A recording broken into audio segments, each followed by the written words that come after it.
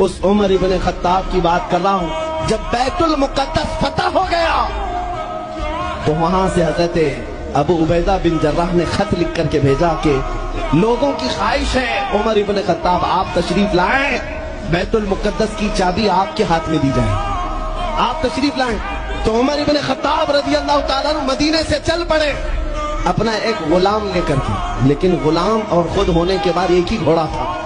तय ये कर लिया गुलाम के साथ कि 1 मील मैं बैठूंगा तू चलेगा, दूसरे मील तू बैठेगा मैं चलूंगा। ये शान उमर इब्न खत्ताब रज़ी अल्लाह ताला अन्हु, मैं क्यों कह रहा हूं अभी बताता हूं। और इस तरह से सफर कटता रहा, 1 मील खुद बैठते 1 मील गुलाम बैठता था, क्योंकि उनके अदल के सामने किसी की नहीं चलती। फिर जब इत्तेफाक ऐसा है बैतुल मुक़द्दस करीब आया, लोग सब देखने के लिए बाहर आए, लेकिन घोड़े पर बैठने